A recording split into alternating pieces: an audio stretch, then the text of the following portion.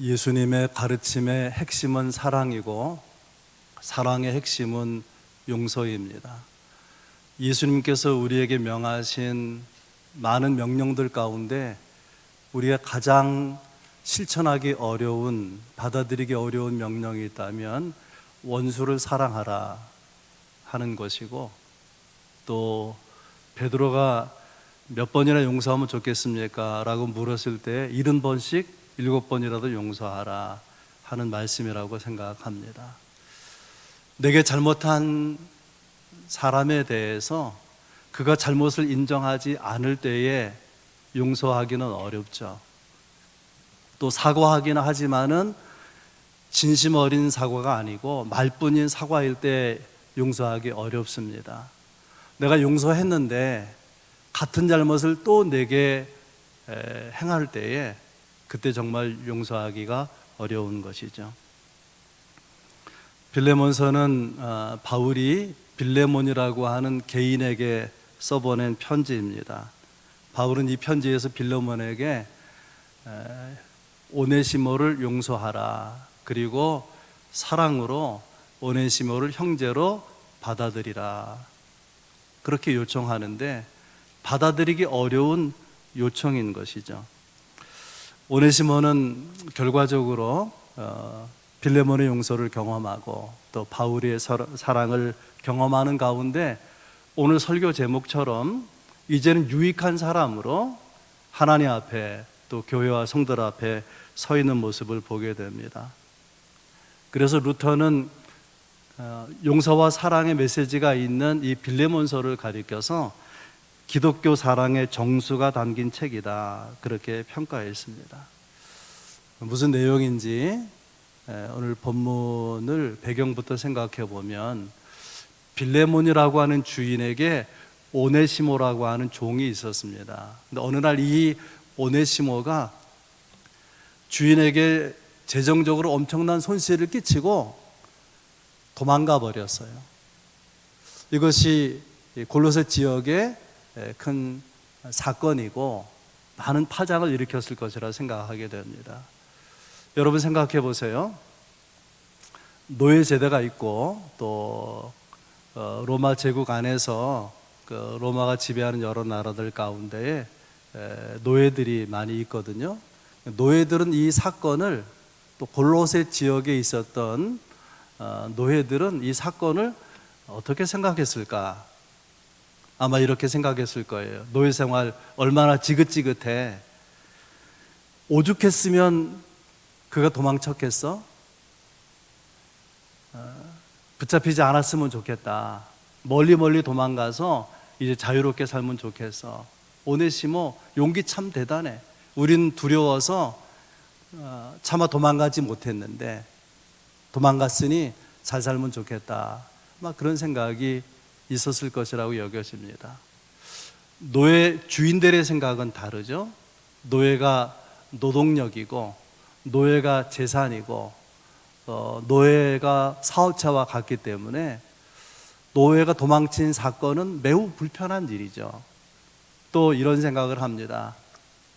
오네시모 도망간 노예의 영향 때문에 우리 집에 있는 노예들 중에 도망간 노예가 생기면 어떡하나, 그런 염려가 있었을 것이라고 생각합니다. 오네시모라는 종이 도망친 것은 동일한 사건인데 자기 입장에 따라서 이렇게 느껴지는 바가 서로 다른 것이죠. 아무튼 오네시모는 노예인데요, 이 노예라고 하는 신분은 벗어나고 싶은 신분이죠. 오네시모의 주인 빌레몬은 자기 집을 교회로 제공했어요. 그만큼 믿음이 좋은 사람입니다. 그럼에도 불구하고 오네시모는 빌레몬 집의 노예인 거예요. 목숨을 걸고 도망치고 싶은, 이 노예에서 벗어나고 싶은 노예 신분을 가지고 있는 존재죠. 이 오네시모가 주인에게서 도망쳐서 골로새라는 도시에서 1500km 떨어져 있는 로마로 와서 살게 됩니다. 로마에 와서 돈이 많죠. 주인의 돈을 훔쳐왔으니까 흥청망청 쓰면서 문명화된 로마 도시에서 즐기면서 유쾌하게 신나게 살았을 것입니다. 땀 흘려 벌지 않은 돈이기 때문에 아마 순식간에 이 돈들이 사라지고 이 오네시모의 삶은 다시 어려워졌을 것입니다. 오네시모가 로마에서 얼마나 지냈는지 모르지만은 감옥에 갇혀 있는 바울을 만나게 되고 바울에게서 이제 복음을 듣게 되죠.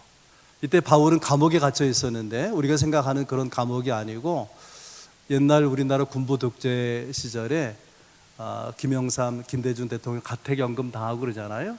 그런 상태에 있는 거예요.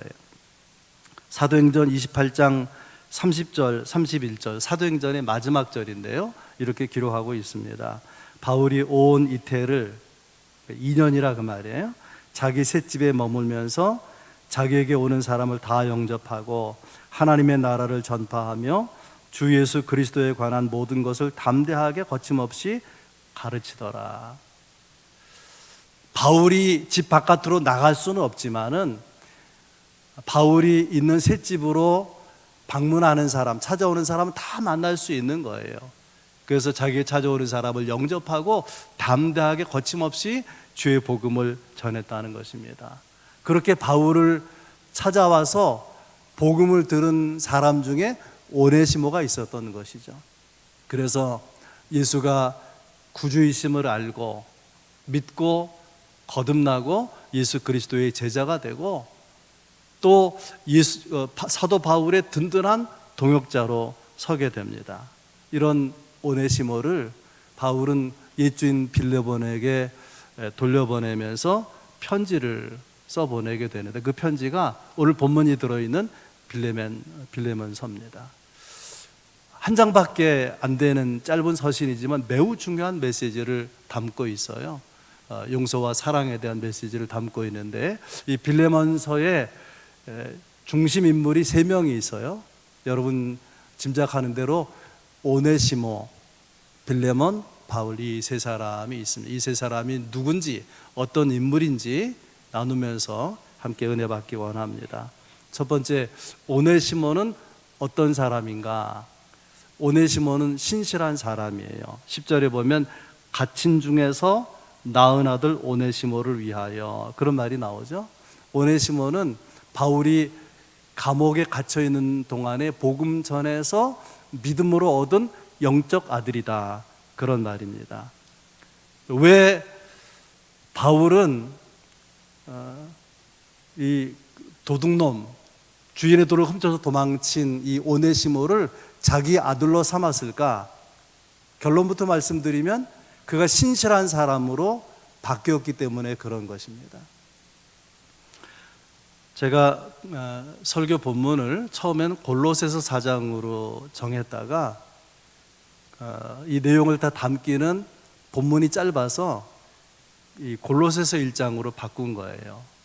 근데 이 빌레몬서 1장으로 바꾼 것인데 골로새서 4장에는 사도 바울이 두기고를 골로새 교회에 보내면서 오네시모를 함께 보내거든요.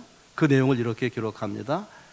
골로새 4장 9절 신실하고 사랑을 받는 형제 오네시모를 함께 보내노니 두기고와 더불어서 함께 보낸다는 거예요. 이 두기고는 여러분 잘 모르지만은 문제 해결사예요. 어떤 교회 어려움이 있어요? 두기고를 보내면 해결이 되는 거예요. 이 골로새 교회에 어떤 문제가 있어서 두기고를 보내는데 거기 오네시모를 보내면서 오네시모가 어떤 인물인지를 소개할 때에 오네시모는 신실하고 사랑을 받는 자라. 예수 믿고 신실한 사람이 되었다는 거예요. 그래서 사랑받는 사람이 되었다는 것입니다. 이런 주 안에 신실해진 오네시모를 바울이 아들로 삼게 된 것이죠. 오네시모는 신실한 사람이고 또 한 가지는 바울이 생명같이 소중히 여기는 사람이라는 거예요. 바울이 생명같이 소중히 여기는 사람. 12절에 보면 내게 그를 돌려보내노니 그는 내 신복이라. 신복, 이게 조폭이나 그런 공동체에서 신복 이런 말을 하고 그러지 않습니까? 그래서 제가 원어를 찾아보니까 이 신복이라는 단어는 내장, 창자 그런 뜻이 있어요. 당시 사람들은 이 내장, 창자를 이런 단어를 생각할 때에 사람의 마음이 내장에서 나온다라고 생각한 거예요. 그래서 영어 성경에는 이 신복이라는 표현을 영어로 heart라고 하는 단어를 썼어요. 이게 마음, 심장 그런 뜻이잖아요. 그러니까 바울에게 오네시모는 어떤 존재인가 하면 바울의 심장 같은 존재라는 거예요. 자기 심장, 생명처럼 소중히 여기는 존재였다는 거죠. 바울은 속마음을 13절에서 이렇게 털어놓습니다. 내 곁에 두고 갇힌 바울을 섬겨줄 사람, 그렇게 생각을 하는 거예요. 한마디로 바울은 이 오네시모를 어떻게 생각하느냐, 11절에 보면 그가 전에는 무익하였으나 이제는 나와 내게 유익함으로, 예수 믿기 전에 바울을 만나기 전엔 쓸모없는 사람이었는데 바울을 만나서 복음으로 그는 유익한 쓸모있는 존재로 바뀌었다고 하는 것입니다. 누가 오네시모에게서 이런 모습을 기대할 수 있어요? 하나님의 작품이죠. 신명막직한 하나님의 손길이고 신비로운 하나님의 역사인 것이죠. 아무튼 오네시모는 어떤 사람인가 하면 신실하고 바울에게 있어서 바울의 생명같이 소중히 여기는 사람이었다는 것입니다. 두 번째 인물 빌레몬은 어떤 사람이냐? 빌레몬은 제가 설교를 준비하면서 이렇게 하면 정리가 될 것 같다 생각이 들었어요. 복음에 헌신한 사람. 2절 말씀입니다. 자매 아비아와 우리와 함께 병사된 아키뽀와 내 집에 있는 교회에 편지하노니. 아비아는 빌레몬의 아내고요, 아키뽀는 빌레몬의 아들인데 이 아키뽀라는 아들 이름 앞에 수식어가 붙어 있어요. 함께 병사된, 그러니까 빌레몬의 아들 아키뽀는 예수 그리스도의 영적 병사, 영적 군사였다, 그런 말이죠. 빌레몬 자신은 바울이 아주 소중히 여기는 바울과 아주 친밀한 관계에 있는 동역자예요. 바울이 신임하는 동역자. 빌레몬의 아내는 이런 복음에 헌신하는 데 있어서 좋은 내조자였습니다. 그리고 빌레몬의 아들은 그리스도의 복음을 위해서 마치 군인같이 뜨겁게 열정적으로 헌신하는 주의 일꾼이었다, 그런 뜻이죠. 그리고 이 빌레몬의 집에서 골로새 교회가 시작이 되거든요. 그러니까 빌레몬이 먼저 헌신하고 그의 가정이 복음에 헌신한 그런 가족이었다라는 사실을 생각하게 됩니다. 또 한 가지 빌레몬은 사랑의 사람이라는 거예요. 바울이 빌레몬이 누구인지 설명하는 과정에 가장 많이 언급한 단어가 사랑이란 단어입니다. 1절에서 바울은 빌레몬을 가리켜서 우리의 사랑받는 자, 5절에 너의 사랑과 믿음이 있음을 들음이니, 7절에 내가 너의 사랑으로 많은 기쁨과 위로를 받았노라. 주님을 향해서 빌레몬의 뜨거운 사랑이 있는 것, 성도들을 향해서 빌레몬의 뜨거운 사랑이 있는 것을 바울이 빌레몬에 대한 소식을 듣고서 참 그 사람 사랑이 특별하다, 그렇게 여겼다는 것입니다. 이 사랑으로 빌레몬이 오네시모를 용서하게 되거든요.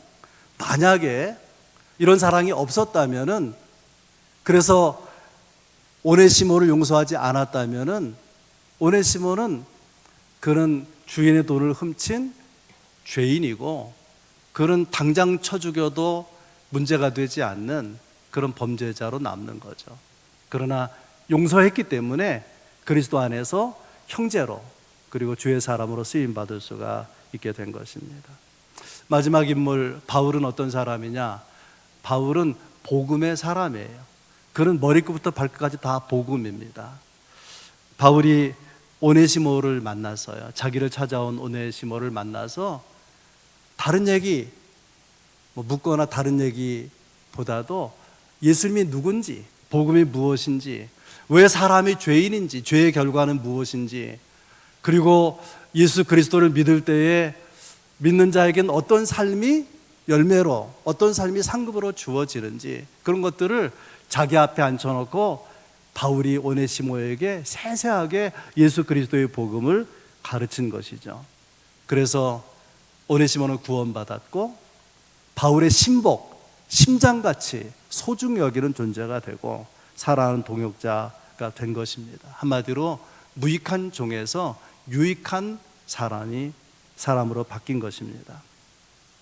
본문을 잘못 읽으면은 바울이 오네시모를 유익하다 할 때에 자기중심적이고 이기적으로 말하는 것 같이 들려집니다.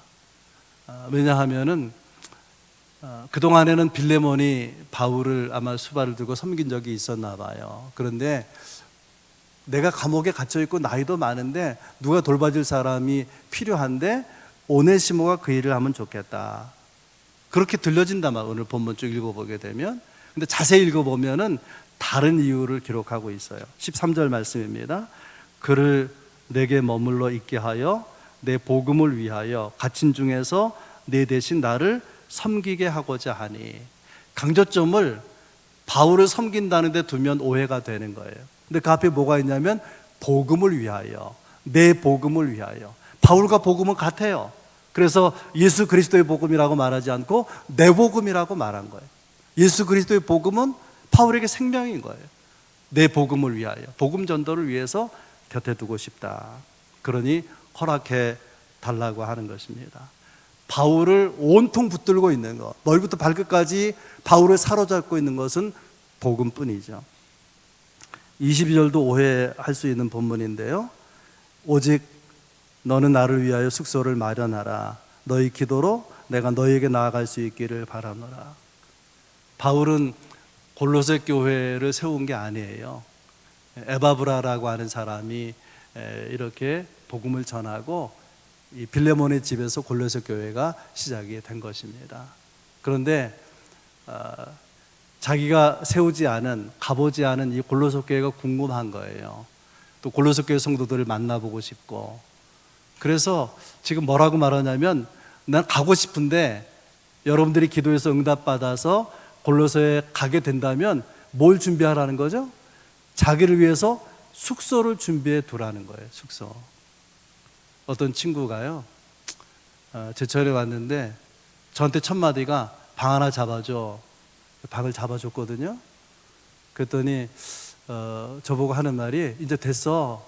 내가 내일 아침에 식사 어떻게 하고 했더니 내가 알아서 할게. 그리고 끝났어요. 왜 왔지 도대체? 오면 이야기하고 밥 먹으면서 대화하고 그럴 걸 생각하는데 그냥 숙소 잡아가지고 끝난 거예요.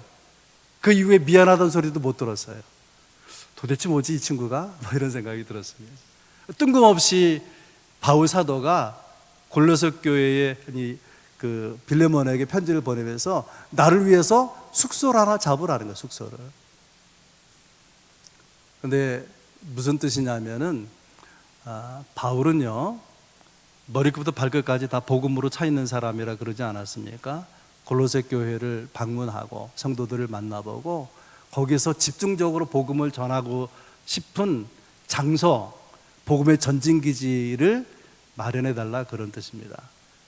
물론 거기서 자기가 자기도 하겠지만 식사도 하겠지만은 단지 숙소를 위해서 말하는 것이 아니라고 말이죠. 그는 항상 복음을 생각하고 있는 복음의 사람이었습니다. 그런가 하면은 바울은 복음을 전하는 것 더불어서 복음의 핵심이 용서라고 하지 않았습니까? 사랑의 핵심. 그래서 화해자로 사는 바울의 모습을 생각할 수 있는데 8절 9절입니다. 이러므로 내가 그리스도 안에서 아주 담대하게 내게 마땅한 일로 명할 수도 있으나 9절 도리어 사랑으로서 간구하노라.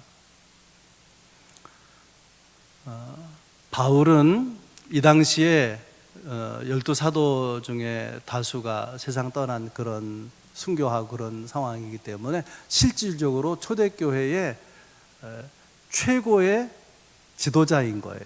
그러니까 그런 감독의 권위로, 사도의 권위로 오네시모를 용서하고 받아들이라고 명령할 수 있다는 거예요. 너에게 명할 수 있지만 그렇게 하지 아니하고 사랑으로 간구한다. 그렇게 말합니다.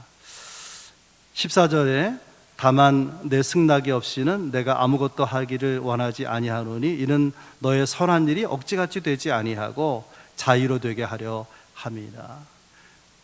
주의 종들에게 또 주의 일을 하는 일꾼들에게 중직자들에게 이 자세가 너무나 중요합니다. 주의 일을 하니까 무례해도 된다. 그러면 안 된다고 하는 거예요. 겸손해야 되고 예의를 갖춰야 되고 상대방을 존중하는 태도가 반드시 있어야 된다는 거죠. 그의 말이 옳은 것이지만 그러나 말하는 태도가 마음에 안 드는 거예요. 그러니까 그 말을, 그 내용을 들어주고 싶지는 않은 거예요. 여러분 어떤 말을 할 때 상대가 거부하는 반응을 보이면은 그 사람 왜 나를 거부하지? 그렇게 생각할 것이 아니라 혹시 내 태도가 오만했나? 내가 겸손하지 못했나? 그 사람의 인격을 존중하지 못한 부분이 없지 않은가? 그런 자기 자신을 돌아볼 필요가 있다는 것입니다. 18절에 더 중요한 이야기를 바울이 합니다. 그가 만일 너에게 불의를 행하였거나 내게 빚진 것이 있으면 그것을 내 앞으로 계산하라. 나 바울이 친필로 쓰노니. 이 친필로 쓴다는 말이 중요해요. 당시 사람들에게 친필로 쓴다는 것은 우리 시대로 말하면 인감도장을 찍고 사인을 하는 것, 책임진다, 그런 뜻입니다. 오네시모가 잘못한 것이 있거나 또 뭘 갚아야 되는 게 있으면 내가 대신 갚겠다고, 내가 대신 책임지겠다고 바울이 말하는 것입니다. 그러면서 주어지는 내용을 보면은 용서는 어떻게 하는 것인지, 용서의 원리가 무엇인지를 알 수 있습니다. 19절이에요. 내가 이외에 내 자신이 내게 빚진 것은 내가 말하지 아니하노라. 여러분, 용서의 원리가 뭐냐면 내가 누군가를 용서하려면 내가 용서받은 자라고 하는 깨달음이 필요하다는 거예요. 내가 주님께로부터 받은 용서가 얼마나 큰지를 깨달으면, 그러면 이 빌레몬이 오네시모를 용서하는 일이 어렵지 않을 것이다. 용서하게 될 수 있을 것이다. 바울이 그렇게 생각하는 거예요. 여기 19절에 내 자신이 나에게 빚진 것을 내가 말하지 아니하노니. 빌레몬이 바울에게 뭘 빚졌을까요? 이 빌레몬은 부자입니다. 자기 집을 교회로 사용할 만큼 방들이 많고 집이 크고 돈으로 빚진 게 아니잖아요. 영적인 빚, 복음의 빚을 말하는 거예요. 에베소에서 바울을 만나서 복음을 들으면서 그가 죄사함 받고 구원받고 하나님의 백성이 된 거거든요. 그것이 얼마나 놀라운 은혜인지, 거기에 얼마나 큰 그리스도의 십자가 용서가 있었는지를 안다면, 그러면 오네시모를 용서할 수 있을 것이다. 이 바울의 생각이에요. 이것이 용서의 원리인 것입니다. 여러분, 누군가를 용서할 수 없다 생각이 될 때에 주님이 나를 용서하신 것을 꼭 돌이켜 생각해 볼 수 있기를 바랍니다. 누군가에게 궁유를 베풀 때에 주님이 내게 베푸신 궁유를 생각해 보면 우리가 궁유를 여기지 않을 사람이 없는 것이죠. 오늘 세 사람 함께 나눴어요. 오네시모, 또 빌레몬, 바울이 어떤 사람인지.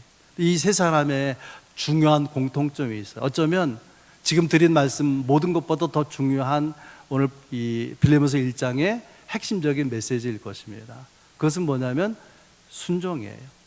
제가 여러분께 물으면 순종했습니다. 그렇게 대답해 볼 수 있기를 바랍니다. 이 사건 속에서 바울의 심정과 바울의 반응 생각해 보겠어요. 바울에게 오네시모는 아들과 같은 존재고, 말씀드린 대로 자기의 신복, 심장과 같은, 자기 생명보다 어쩌면 더 아끼는, 부모가 자녀를 더 아끼는 것처럼 그렇게 여기는 소중한 사람이에요. 그가 예수 믿고 구원받고 하나님의 자녀가 되고 일꾼이 되었습니다. 문제가 있어요.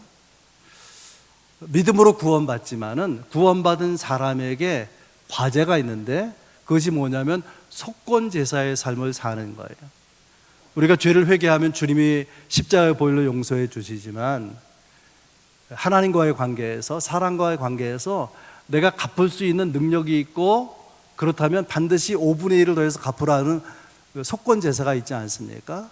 그냥 하나님 잘못했습니다, 그 주님이 용서해 주시잖아요. 그것으로 끝내지 말고 네가 입힌 피해가 있으면 그 금액 플러스 5분의 1 더해서 갚는, 이것이 속건 제사거든요. 그래서 바울이 이 오네시모를 옛 주인에게 돌려보내서 용서를 구하고 용서받는 과정이 필요하다라고 생각한 거예요. 문제는요, 현실적으로 주인의 돈을 훔쳐서 도망간 노예가 붙잡히면 어떻게 되느냐? 주인이 마음 먹으면 죽일 수 있단 말이죠. 이걸 고발하면 죽일 수 있어요. 스스로 죽여도 문제가 되지 않는 노예 제도가 있던 사회 아닙니까? 그러니까 오네시모에게 바울이 너 옛 주인에게 돌아가, 가서 용서를 구해 라는 말이 현실적으로는 너 가서 죽으라, 그런 명령처럼 들릴 수 있기 때문에 이 말을 하기가 매우 어려운 거예요, 바울에게.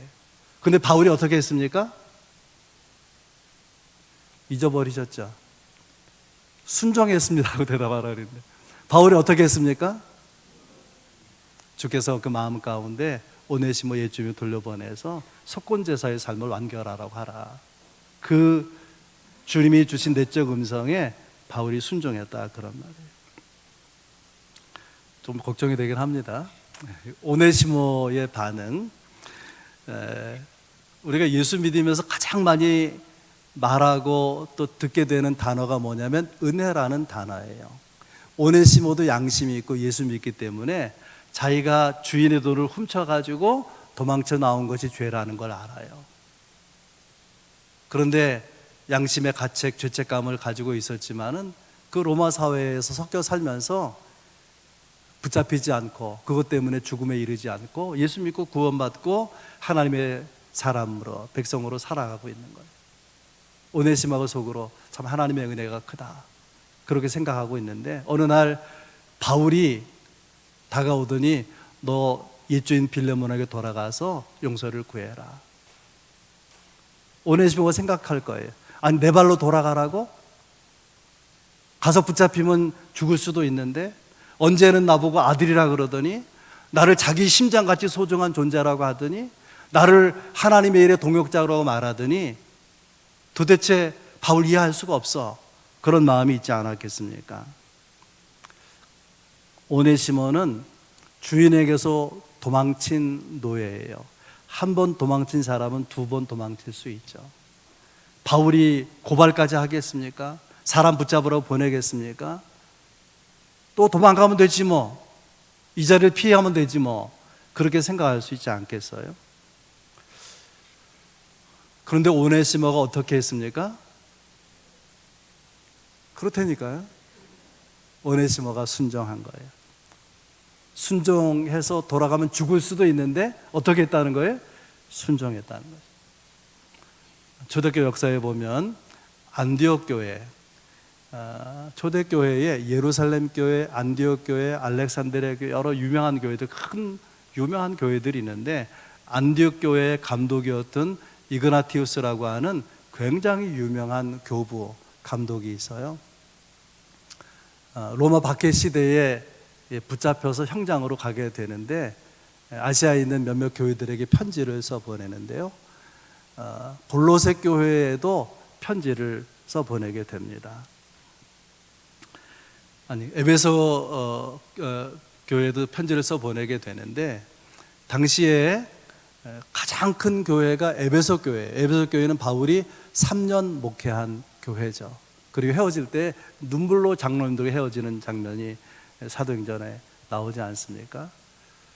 근데 그 소중한, 가장 큰, 가장 영향력 있는 에베소 교회를 떠나고, 그 에베소 교회를 누구한테 맡기냐면 믿음의 아들 디모데에게 맡겨요. 디모데는 목회자예요. 그 에베소 교회를 아름답게 이루어 나갑니다. 그리고 디모데가 은퇴를 하고 물러날 때 이 에베소 교회의 담임 목회자로, 감독으로 누가 오느냐? 놀랍게도 오네시모가 오는 거예요. 오네시모의 신부는 종이었습니다. 오네시모는 도둑질한 도둑놈이었어요. 예수 안에서 복음으로 변화되어서 초대교회 가장 유명한, 가장 영향력 있는 교회의 가장 큰 지도자, 교회의 감독이 되었다고 하는 것입니다. 여러분, 사람 변화될 수 있습니다. 오네시모에게서 우리가 생각하게 되는 내용이고요. 마지막으로 빌레몬. 여러분, 빌레몬의 입장에서 생각해 보세요. 빌레몬이 어떤 반응을 보였을지. 어느 날 오네시모가 자기 눈앞에 나타나서요, 자기에게 재정에 큰 손실을 끼쳤던 사람이죠. 그때 얼마나 힘들었을까요? 세월이 흘렀는데 눈앞에 다시 나타나. 충격적인 일이죠. 그리고 바울이 두기고 손에 들려보낸 이 편지의 내용은 더 기가 막힌 내용이에요. 세 가지, 여러 가지 내용이 있지만 핵심적인 내용은 세 가지인데, 첫째는 오네시모가 도둑놈이었지만 예수 믿고 복음으로 바뀌었으니까 너는 그를 용서해라. 용서하라는 거예요.